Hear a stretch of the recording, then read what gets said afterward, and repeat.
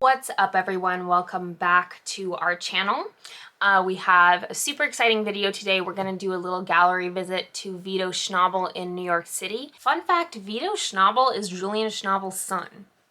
You guys probably knew that, but I didn't. To see Robert Nava's solo show entitled Angels. So as the title suggests, this show consists of 15 paintings of angels, or more specifically seraphim, painted in Nava's particular and striking brand of naive figuration. So though the seraphim is a new subject for him, Nava often uses mythological and magical creatures in his work, such as monsters, dragons, werewolves, witches, and ghouls. Nava's been getting like international attention lately for this really interesting dichotomy he's achieved between, the really rich and weighty histories surrounding his subject matter and the deliberately mischievous way he approaches depicting them. Yeah, he did just get picked up by Pace.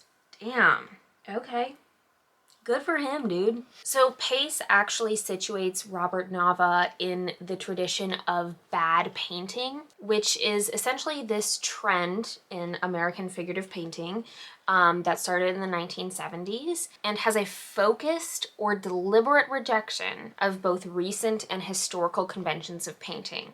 So it's not born out of technical incompetence or poor artistic judgment, it's rebellion. All right, so with that little bit of background info, let's get into the gallery visit.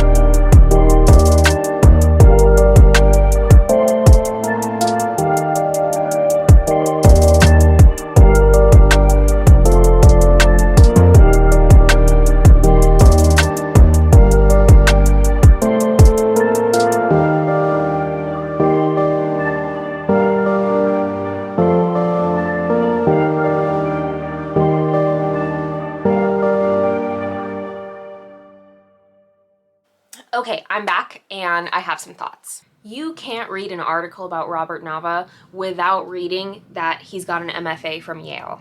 And because of the prestige surrounding that program, we can assume that Nava has exceptional technical training and a pretty robust background in critical theory. And Nava actually speaks to this disparity between his work and his training, saying that it's taken him years to unlearn the skills that were taught to him in his MFA. But the work isn't completely without sensitivity. Before Nava begins rendering his pieces on canvas, he actually goes through a pretty rigorous sketching practice. As a result, the works do maintain a clear sense of form, symmetry, and balance without losing their spontaneity. The angels, much like seraphim, teeter on the edge of divinity and horror.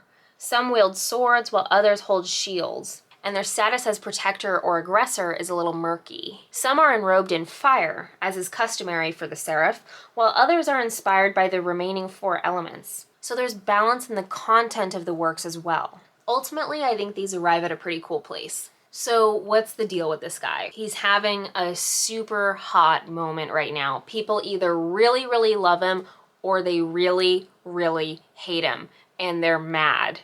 I think that it's really interesting that he's so invested in creating new mythologies and exploring mythos because he's kind of got this mythos that's being created around him. And I think it's no coincidence that wherever you see Robert Nava, you see the word Yale. You have to sort of exist within this ecosystem to understand the significance of this program and the lore that's been built around it, and thus around Nava. Like, I don't have a ton of concrete research into this program, but some of the myths that I've heard propagated about Yale are, if you get into Yale, you've made it, period. Welcome to the art world. Yale people take care of Yale people. If you're in the door, you're in the fold. And all you gotta do is flash that class ring and galleries are gonna be begging to show you. Now, I'm not saying that any of that is anything more than just legend. But the fact that Nava has had access to this level of education and has more or less rejected it for a more intuitive, childlike approach to making art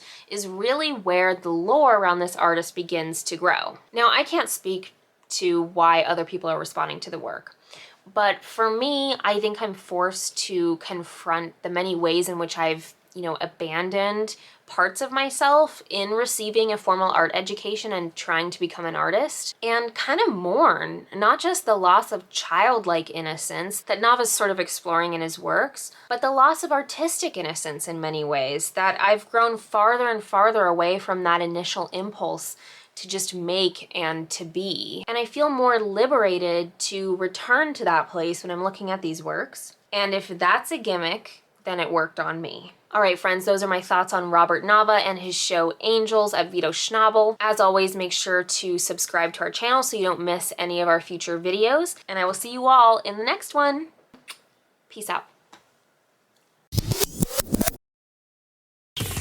My God, Julian Schnabel in his pajamas. I'm telling you. He's on to something.